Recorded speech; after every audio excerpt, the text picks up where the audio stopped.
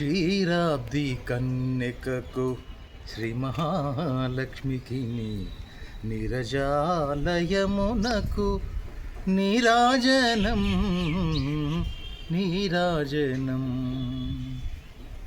శ్రావణమాస శోభ ప్రకృతి శ్రీ మహాలక్ష్మితో నిండిపోయి ఉంటుందట.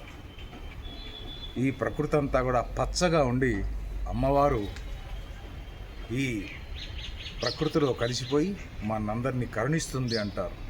ఈ శ్రావణ భాద్రపదాల మాసాలన్నీ కూడా అధిక వర్షాలతో చెరువుల నుండి మత్తడి పొంగుతుంటుంది. ఈ కాలంలో స్త్రీలకు ముఖ్యంగా ప్రతిరోజు ముఖ్యమైనది.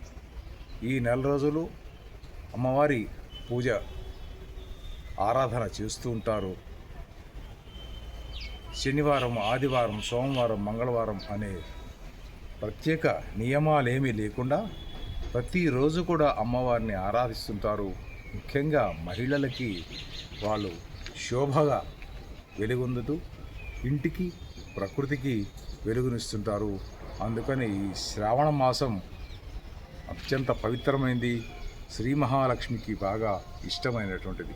అదే కాకుండా ఈ శ్రావణ మాసంలో కూడా మంచి పండుగలు వస్తాయి. కార్తీక పౌర్ణమి అని, శ్రీకృష్ణ జయంతి అని, ఇట్లా అనేక పండుగలు ఉన్నాయి.